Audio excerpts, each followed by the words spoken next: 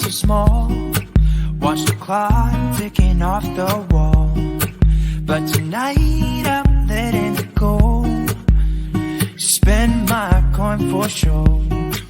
I'm gonna be myself, or I could be someone else. No one's stopping me now. Hi you guys, welcome back. If you are new here, I'm so happy to have you. Welcome back to the channel, and if you're my Peterson subscribers, welcome back. So for today's video, we're going to be focusing on the Supreme Court and the new cases that are coming this fall that will determine the very future of the next few years or even the next couple of decades even. So we're going to go through that in a moment, but I just want to quickly state that this video is being recorded on October 4th, 2022. At 2 p.m. Eastern Standard Time. I just want to quickly say happy October to all of you. I love you guys so much. You can see here we do have my little Jack skeleton, and then we do have Daryl, who's flying a little too higher than normal. But nonetheless, let's get right into this video. So as you see here, I do have a little thing here where I show you guys the current news article. It is 2:53 p.m. Eastern Standard Time. This is the current news article, so you guys can, know when this video is being recorded. Okay, so here's some quick disclaimers on your screen right here. Feel free to read them on your own time. Again, this video is just for entertainment purposes only and for education purposes only as well. Again, feel free to read these on your own time. Okay, so for today's video, we're going to timestamp everything based on little segments. So it might be a bit of a longer video, but again, it's multiple videos just plunged into one. It just saves me time and editing. It's just all in one video. So again, I hope you guys do like this video. It will be a little educational and also informative. So you can jump around, just go to the description or the comment section below and let me know what you think of today's video. Give me a like, thumb up, and a subscribe. And don't forget to hit comment below what you think. All right, so the first thing that we're going to cover, I do want to quickly go over the type of court cases so you kind of have an idea for the general aspect of what's going to be covered in this video. The first Supreme Court case that we're going to cover is the issue of race when it comes to school and work admissions. So like, for example, if you were to work at Google, they may ask you what your race is when you apply for a job there, and that might become a considering factor when you are enrolled or even starting working either at school or at work. So the issue of race here that they do feel like it's an unnecessary requirement. Another thing that we're also going to be talking about right after that is the Voting Rights Act. Grouping people as a minority, so we're going to use African American, for example, where they would take African Americans by a large margin that are scattered throughout the state and plunge them into one district that would vote overwhelmingly towards one party or another, and that particular district would vote like 76% for that candidate, regardless whether they were good or not, just to put them in one district and make them have less representation throughout the state. So we're going to talk about that and what the repercussions of that going forward. That also has representation statewide, so it is very limited. We're also going to be talking about the next Supreme Court case, which is about gerrymandering, which is very similar to the case I just spoke about. That is more about the Republicans in the state of North Carolina challenging the fact that they should be able to have the right for the state to decide who the winner will be, regardless of the popular vote in the state. The next Supreme Court case that we have is discrimination by businesses, regardless if protected. So just say you are a part of a protected group, whether you are elderly, whether you have a disability, whether you are a woman, man, well, not man, but like if you are gay, something that is a protected group, or considered or classified under a protected group. This basically the Supreme Court this Supreme Court decision will decide whether or not, regardless if you are protected by federal law, whether or not a business can discriminate against you and refuse to be able to provide you with goods and services.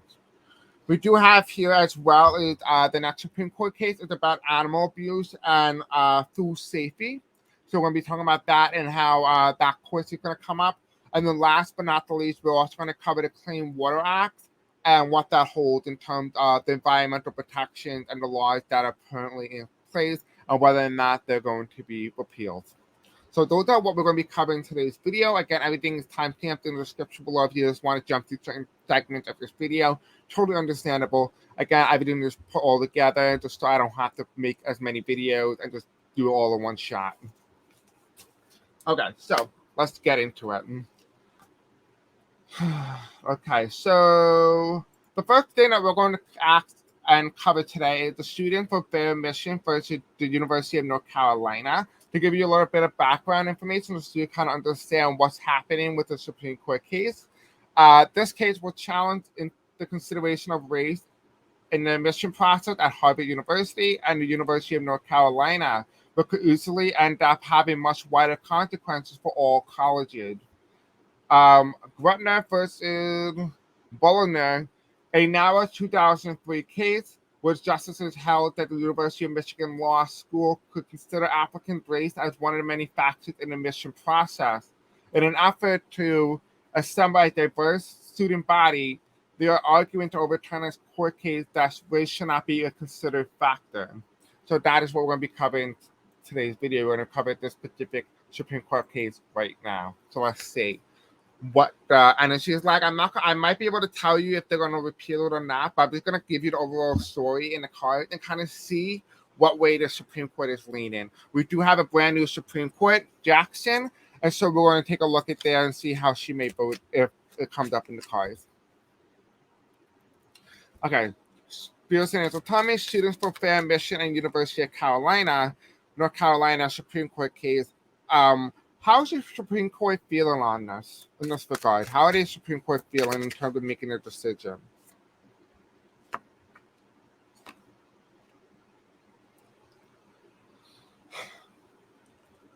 Okay, so in terms of this, I do think I do get an answer, but I'm not going to jump the gun here. Again, this video is just for entertainment purposes only, and I do not have any sort of affiliation with the Supreme Court. We do have the Nutter ones here. We have like the Supreme Court really wanting to make an effort in terms of creating a diverse student body, as it was stated. But it also feels as well the Supreme Court didn't really want to make that decision yet because they felt like it was too controversial for the time in which they were doing it in. We do have here in the middle, though, we do have the Hanged Man. It's that now it's starting to become obvious that even though at the beginning, here it was with positive intent, positive intention to be able to make sure we have a diverse student body. But now what it had turned into a reality in which now schools and universities and educational areas, including workplaces, are now using the person's race as a means of justification for whether or not they should or should not hire them. And that is where this comes into play. This also comes into play with women and those protected classifications as well. But I do see this in particularly that this is shown into play here because people are misusing the loophole. So there's basically a loophole in this rule that was decided, and because of that, it's being challenged currently. However, in the future, we do have here as well, I do see a sword shoving through the status quo. So if I was to make a decision on what it possibly means going forward, I will say automatically, just based on the card and the way I strongly feel about this specific card, I do see that it's going to be overturned. So race will no longer be a considered factor in schools and jobs and workplaces. So I do feel like that might be the decision that they end up going about because I don't feel like it's going to be too hard of an understanding here, but I do feel like it's going to be a 6-4 type majority. That's how I feel. I feel strongly about that, but it is saying here that there's going to be one argument that's going to be made that's really going to make a lot of those decisions because there's going to be one really strong argument that no one can really disagree with. So I'll definitely wait till when those arguments come about for the court to really make a choice. Right now, the Supreme Court is currently, I think, reviewing this one. Don't quote me on it, but if they are, I feel like they're still waiting for more people to make a proper argument before they make a decision. Now, the next case that we have here is Merrill versus Milligan. Okay, that was the one where I talked about black voters and them being plunged into one district, making them vote one political party and having no representation throughout the rest of the state. Okay, so here's the background education part of it. The Supreme Court will hear a case that could further undermine the Voting Rights Act of VRA, which will prohibit discrimination in voting. That's the original intent behind it, was to prevent discrimination in voting. The Supreme Court earlier this year halted a lower court order requiring Alabama to withdraw congressional districts map, which we used in the 2022 election. The lower court had ruled that the GOP-led the GOP-led state legislator map likely violated the VRA by diluting Black voting power. The Black people are about 27% of the Alabama population. They're represented by only 1 out of 7 House seats, which only equates to about 14% of representation, even though they equate for 27% of their total state. So that is very important.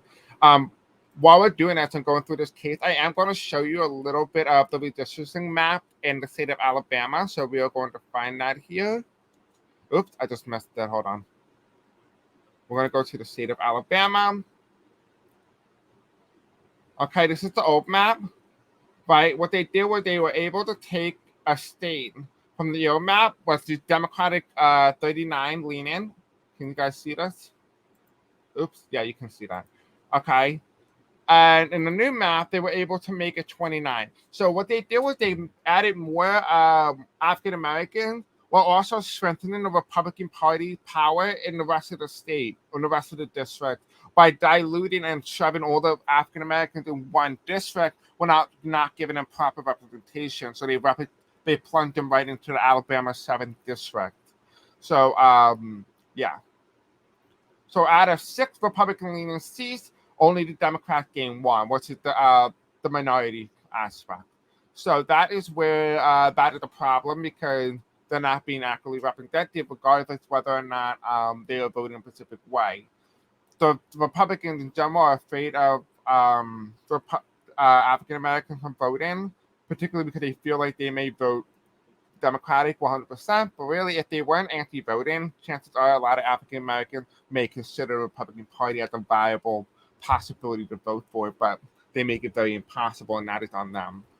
So, we're going to read on this.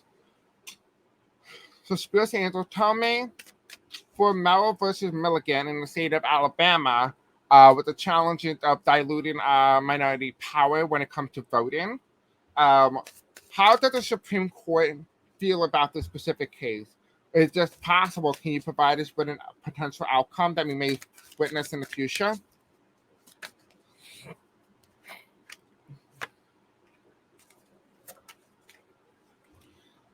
Okay. So in the past, I see Lyndon Johnson here in the past. I see Lyndon Johnson. I see like the 1964 Civil Rights Act being passed. And what this is really hinting at, this is what it's going back to. It's going back to that time period in which African Americans were finally getting what they deserve. They're finally getting the appreciation, the ability to be able to vote the way that they wanted to vote all along, to have the representation that they wanted. That's in the past. In the state of Alabama, though, what's going on here is that they're not providing, like we said, they're not providing proper representation. You can see that in this card. We have 3 cups reversed, and we have 2 cups upright. The majority is always down, but the minority is always up. And so what I'm really saying here is that in terms of minority, is I'm talking about white people in general, because white people feel like they are the minority in the aspect that nationwide, that there are a lot of minority groups who are starting to become like a majority, but they're not really a majority. It's like white people used to be, I think, like 57% of the total population. Now they kind of dropped, and all the minority groups increased, making up that big gap, making sure that those minority groups become the majority, even though it's really a subgroup. So in this aspect here, for what I see, is what I'm seeing here is that they kind of feel threatened and are not providing proper representation out of fear that those specific demographics will not vote for that particular party. But that's really not true. You know, actually more Latinos are voting in favor of Republican than they were back when Donald Trump was running. Actually, more of more Latinos started voting for Trump in 2016 than they had in the past. So that's very interesting, right? But yet they will assume that Latinos wouldn't, but that's not always the case. We do have here as well the part of the thing that the Supreme Court energy and the challenges that this specific Supreme Court faces is uncertainty.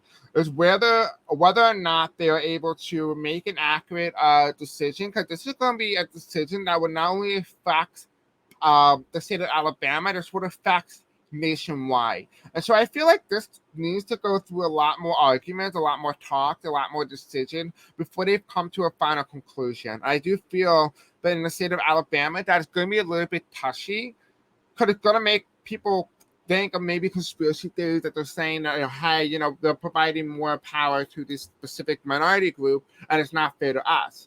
And that's kind of like where the energy feels like. It feels like there's more give me. But then when you try to take my power, I accuse you of stealing power and you wanting to be a power, like you want to be powerful. And so that's really what I'm feeling here. I'm seeing that a lot of these people want power. They're power hungry, really. And they are going to start accusing people of being power hungry, even though themselves are power hungry. And in the end, I kind of feel like the case is not strong enough. And I feel like they're going to actually throw it out. But I don't know yet. We're so far away from when this case is going to be made and decided. So I do feel like the energy is going to build up and eventually this energy will change. But as of right now, I just feel like they need stronger arguments, whether or not the stronger argument is on the side of African Americans being disenfranchised or whether this is on the state of Alabama trying to say that they don't have that African Americans are equally represented, even though they actually are not. So I do feel that. I do feel like it really depends because it's not giving me a definitive answer on who's who. So just make sure when the case goes by, you kind of understand what's going on. All right. So the next Supreme Court case, we have Moore versus Harper.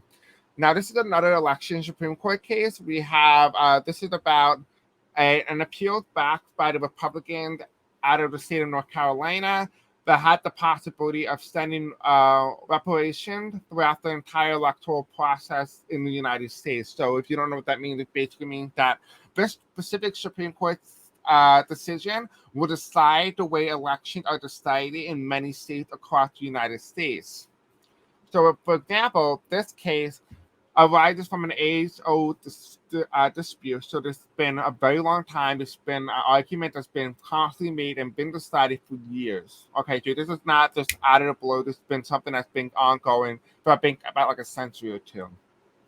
The case arises from an old age dispute. Every 10 years, with each new census count, states have to draw new states and congressional district map in a process called redistricting.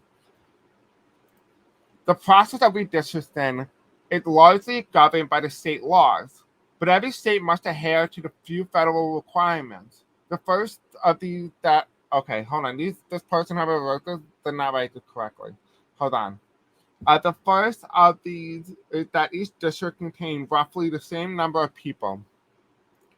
The requirement, also known as one person, one vote. The second federal requirement is that each state must comply with the Voting Rights Act and the Equal Protection Clause of the 14th Amendment, which prohibits states from drawing district lines in a way that dilute the voting power of protected minority groups. Yeah, it seems like they're just really doing its job, because clearly we just talked about a Supreme Court case about this specific issue about diluting voting power, right? Other than that, each state has its own laws that govern the redistricting process, typically in practice known as gerrymandering. Republicans and Democrats each try to draw maps that will give their party the greatest electoral advantage. A 3-panel judge in North Carolina rejected a map. It said it was overly advantageous to the Republicans and established a new map for the 2022 midterm election. We'll take a look at that in a moment. Now, Republicans in the state aren't just challenging this one new map, but are challenging the ability of the state courts to review election laws at large.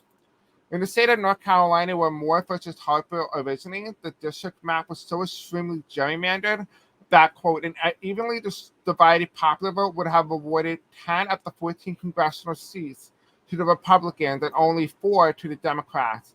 If the justices rule in favor, the fear is that it will entrench Republican candidates across the country and make it possible for state legislators to go against the popular vote of the state.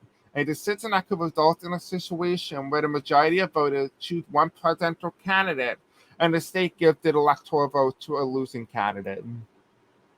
So that is why the specific Supreme Court is very, very important that we really talk about this. This is why I'm going through this specific video. I've been wanting to do this video for a long time, so it just makes sense to go through it and do it. Okay, I am going to put me in the little corner here, so now you guys can see me. We're going to take a look at the state of North Carolina here. So national overview. This is what the current redistricting map looks like. This is what it looks like back then. So you can see here in the past, we had the new map has a little bit less solid seats, but a little bit more likely seats. But when everything is all said and done, we still have the Republicans very close to the majority. Now, if you look here on the new map where you see the bar is, the Republicans have less lightly shaded red boxes, which indicate that the Republicans are more likely to lose less seats than the Democrats. And the Democrats are more likely in this electoral map to lose more seats than the Republican. So right now, the Democrats currently stand on 187 Democratic-leaning seats to 208 Republican-leaning seats and 40 highly competitive seats in the new map. The changes from the new map is that the Democrats gained 6 and they lost 6 competitive seats from the last election cycle. So this is very important. So we're going to go into the state of North Carolina.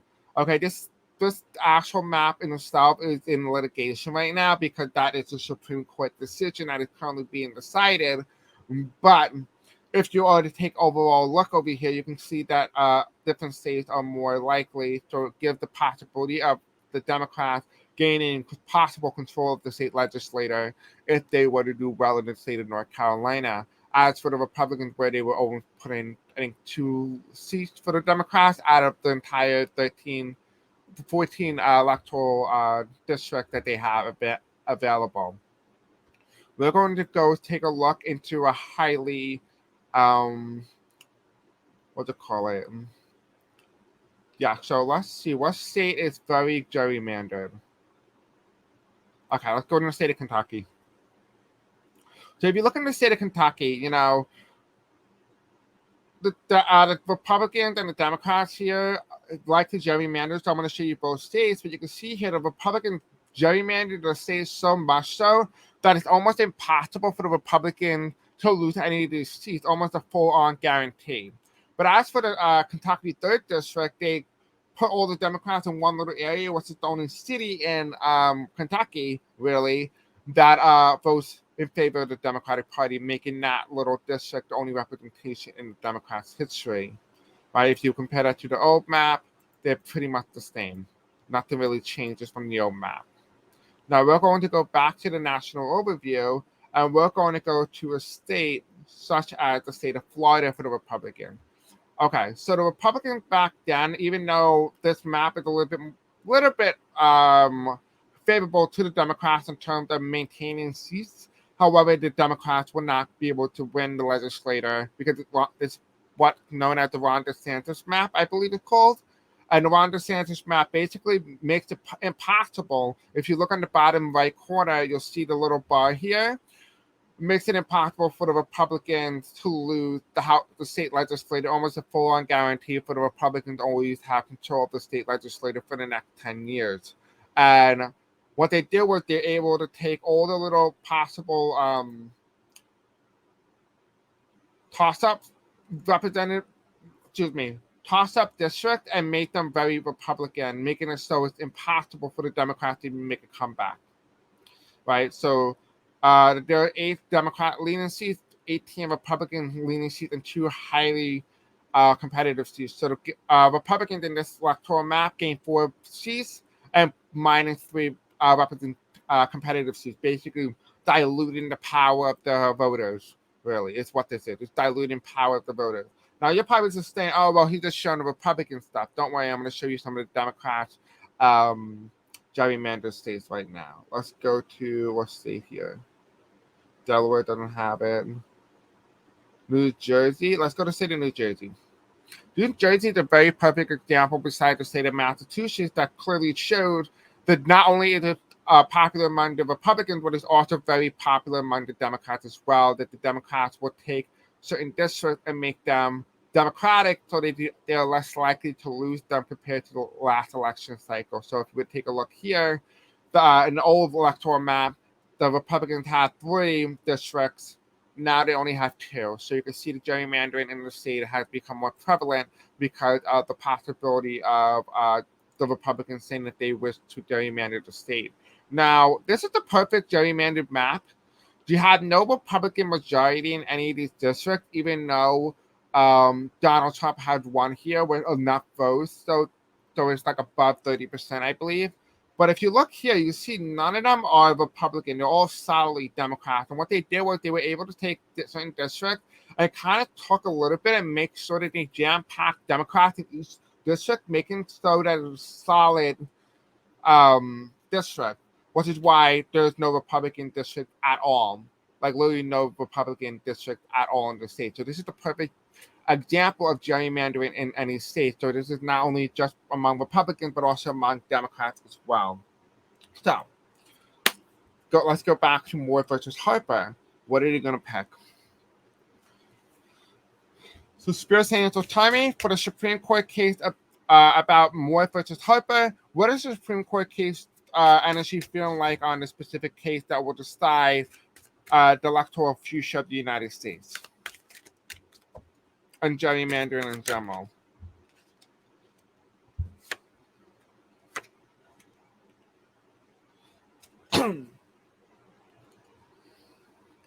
Okay, so what we see here is we have on the left side here, we have this idea to dilute power, to really jam-pack certain voters in specific districts, to dilute their ability to be able to have a say in certain election, or to deny a certain candidate of the ability to win. And that's why this card is reversed. This gerrymandering idea came about in the 1800s, right? Right around the time after George Washington, I think right after his death or sometime after that, but it's within the time period of the early ages of American history, right? This idea of why can't we just jam-pack certain voters to steal elections? We have here in the past year that this hasn't always been such a good idea because it almost like makes America go from the full-on democracy. Well, America was never full-on democracy, and this is one of the reasons why America was never classified as a democracy, because the people don't actually have the power to vote. They don't have the power because of representation, and certain representatives make it possible so that actual voters don't actually have a say.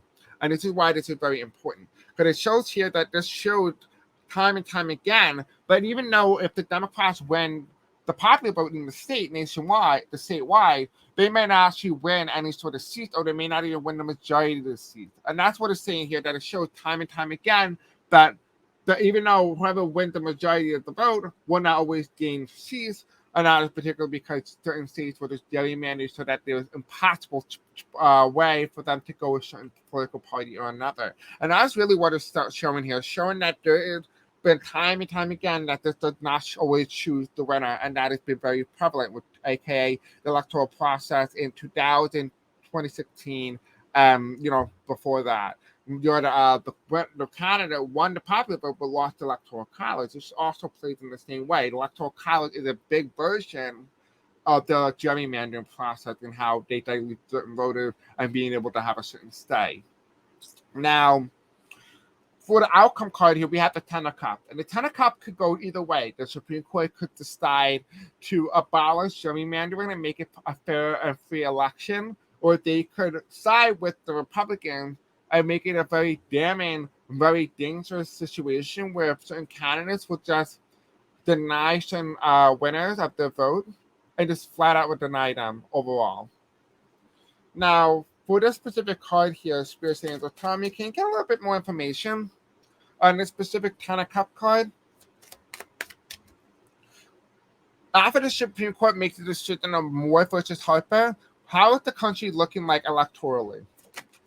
And this could be very effective in terms of this could really affect the 2024 presidential election. So really keep this in mind. This is a very important Supreme Court case.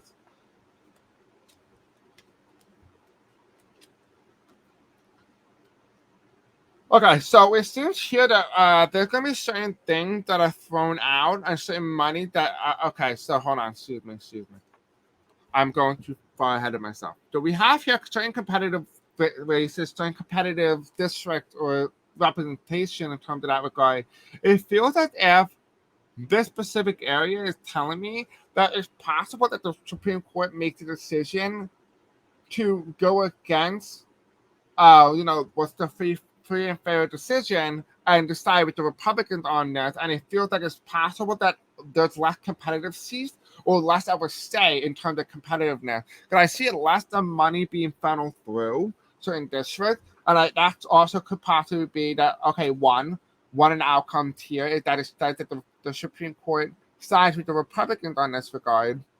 And that a lot of competitive races are now solidly Republican, and that those districts no longer need money to be able to buy ad buys and try to convince people to vote for a particular party or not, because they're just going to go to one party anyway, so why waste your money? Right? We also have here the Queen of Pentacles. It's going to be like a non-hard forward, like those people, those voters in those specific areas are going to be ignored. What I'm also seeing as well, now there is a side effect here in the specific 3-card spread for the Ten of Cups. And what it is telling me here, there's also possible they're saying that there are no competitive seats anymore, but it feels as if those competitive seats might be nationwide. That there isn't just competitive seats and a solid Republican. It just means every district in the entire country is competitive, and that either seats can go either way. And that there is no way for each district to have enough money because it has to be divided evenly distributed throughout the rest of the country, making it possible for each person to have a proper say. And then in here is saying here that there is no political party that is dominating a certain district over the other, and so it's a free and fair election. So this can go either way. So it is not giving me a direct definitive, but it is giving me two possible outcomes that we can experience going forward after the Supreme Court and making the decision on Moore versus Harper. Okay, so the next thing that we're going to cover is the LGBT web designer Supreme Court case. This is very important. The reason why it is very important, not because I am part of the LGBT community, but also because this alone will also determine whether or not a certain business can discriminate you, regardless if you are gay, whether you are transgender, whether you are a woman, whether you're Black, African, whether you're Jewish, whether you don't worship the same religion, whether you are Islamic. No matter what it is, regardless, this specific decision, whether even if it's for LGBTQ and you don't identify as LGBTQ, that's okay. But what it is, this is a very important case because it will decide and determine whether or not a business can discriminate against you, regardless if you're a protected class, including your disability and elderly aspect. So a little background knowledge here. There's excuse me. Oh my God, I'm stuttering today. The Supreme Court is also considering whether a Colorado web designer may refuse to create websites celebrating same-sex marriage despite a state law barring businesses open to public from discriminating based on sexual orientation and other identity categories. As a legal matter, the case concerns free speech, and a ruling in favor of the designer could allow other businesses to engage in expressive conduct to discriminate against other groups in what they disapprove. Now, this is going to be very important because the last time we actually had something very similar to this would be very similar to Nazi Germany when they did this against the Jews. So this is very important because this will be one of those aspects that will either incite fascism or slow the idea of fascism coming into America. Okay, so we're going to look at that right now. So Spears saying, tell me about the LGBTQ web designer Supreme Court case. Okay, so we have the first card here, the Hermit. An outcome.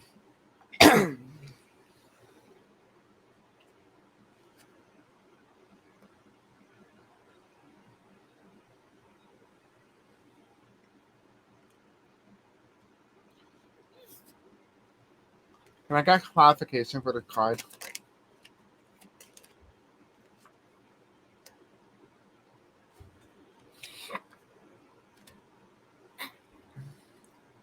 Okay. Okay. So regardless of what the Supreme Court decides, there can be some type of uproar. There's going to be some sort of fighting. There's going to be a lot of debate. People are going to be angry. People are going to be really fed up with the Supreme Court. I can give you that right now. We do have the Hermit card. The Hermit card is that it is the shining beacon. The specific case is the shining beacon in a wallow of darkness. It's really what it feels like. It feels like this specific case will decide how America views other people, other demographics, regardless of their differences. And this is also a very specific key that will also determine the very fate of those who are very religious, who claim religious authority of some sort, or even religious faith, that this will determine their lives. This specific choice will determine who they are as a being, and if they believe in the idea of hell, and if they decide to discriminate somebody, I do see that there's going to be repercussion beyond the physical world for that. And that is because it goes against the idea of love thy neighbor, and you're not loving your neighbor regardless of their differences, right? You're also claiming that something is in the Bible. You're putting the word of God in, these people's mouths and saying, using God's name in vain, which is basically what this is. You're using God's name in vain to justify a certain belief that you have. This will be going for the LGBT, saying that homosexuality is a sin, and that God said that, when God, in fact, never mentioned homosexuality one bit, but yet that was something that you used and covered it up by using the name of God. And that is very important here, because I am seeing that there's going to be repercussion beyond the physical world, and that anybody who decides to challenge that, or anybody who's embraced those ideas, are going to face a lot of trouble in the spiritual world when they get out. Because remember what I said, I talked a little bit about death, and I talked about how death, in a way, is invigorating and is created by you. So if you believe that there is a hell, chances are your mind will create that version of hell. Why would you want God to judge you? Because God's not going to judge you regardless. But your best judge is you, because you are your harshest critic, not God, nobody else but you. You are your harshest critic, right? So God, in a way, will always make you be harsh to you, because the way you treat others will be the way that you will treat yourself. So treat yourself kindly and treat others kindly, and do the right thing, right? And this is what this card is saying here, that this is going to be a testament to people's faith, their well-being, and the character of their own innate ability and who they are as a being. So we have this struggle for people just to be loved and accepted, regardless of the differences. And we have the Five of Pentacles here. But what's this also telling me as well is that I do feel like there's a lot of struggle, and that people are trying to play the oppression card. Because it's funny, because we have the house, right? You have the church in the background, but we have the people walking on the outside. It almost feels like the church shuts its doors and says, "Get out." And that's why these people are walking out. You know what I mean? That's what it feels like. It feels like people are shutting people out on the basis of their own faith and religion. We do have here, though, it's in the Supreme Court in the energy overall, we have the Knight of Swords. And the Knight of Swords is telling me two things here. This guy right here is facing, right? He is running with a sword openly, and he's running fast. The question is, it feels to me that he is running to hurt somebody else, right? You have these two people walking away who've just been shunted by the church or by people who claim their religious freedom. These people are now using this specific case to attack and target other people. We have one guy who just wants happiness, who wants to try to beacon of light. His back is turned against him, and he is running to stab that person in the back. But what this person is, that this person is leaving peacefully, and people are going out there trying to use the specific Supreme Court case to cause some sense of harm.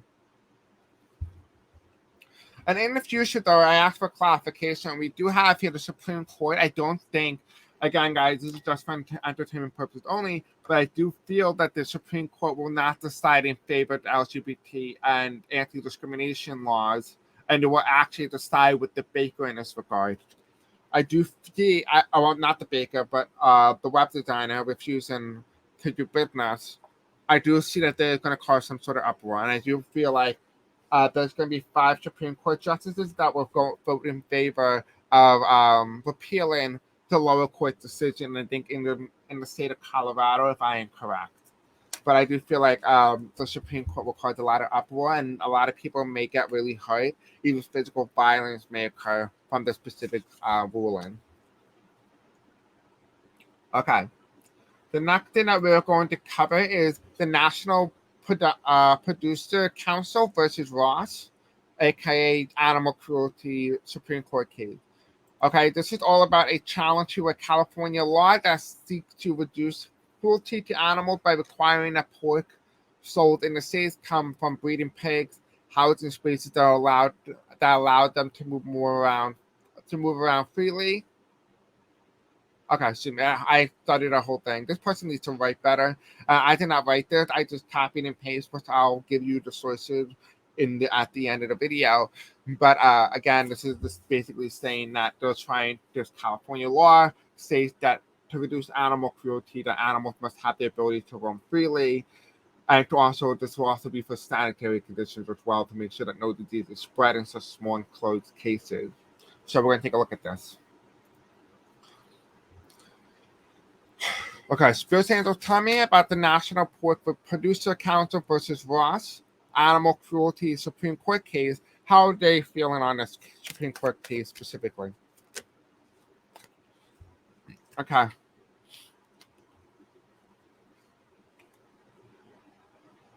All right, so I feel like they're going to go backwards on this Supreme Court case. I feel like they're going to try to almost like, I feel like they're going to probably say that they're going to repeal this. That's what it feels like to me. It feels like they're going backwards. Because we have in the left card here, we have death. Look at how close all these people are. We have living and dead. We have death coming through, right? A rebirth. We also have all these little people dying and people being stepped over. And these people who are living are just going to be exposed to all these unhealthy sanitary conditions during the medieval period.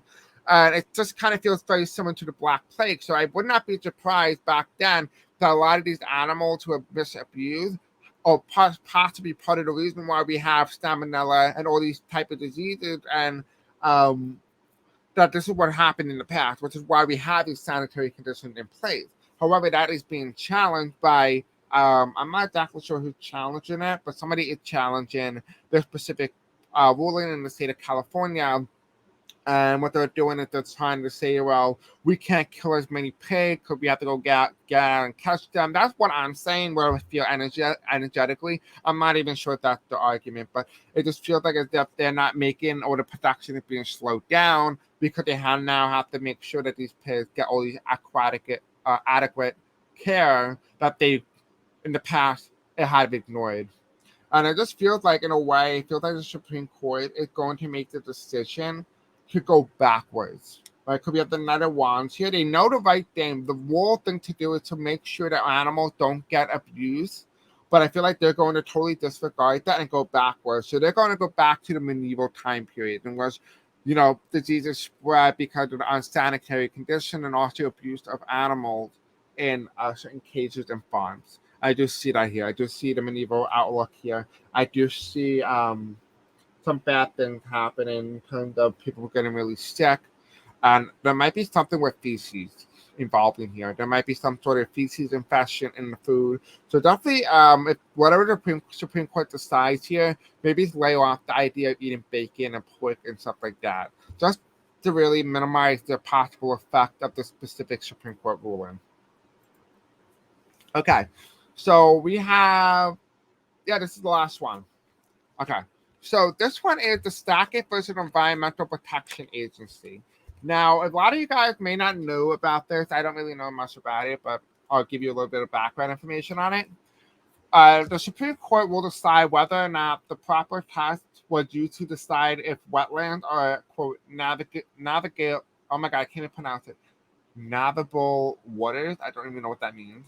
protected under the Clean Water Act. Idaho couple submitted a bid to build a home located near Priscilla Lake that Environmental Protection Agency, EPA, deemed a protected wetland under the Clean Water Act. So basically what this is really important here, again, this is all the sources here. These are the three things that I use. Access, New York Times, and Washington Post. These are all the sources. This is where it all comes from. But what it seems to me, it feels like the Environmental Protection Agency is protecting your ability to drink clean water, and that this specific couple, Sackett, is trying to almost like disregard that by trying to have that nice home in the state of Idaho, but while disregarding the life and safety of the people in the community. That's what it feels like, including the environment in which they want to build that house. So we're going to take a look at that.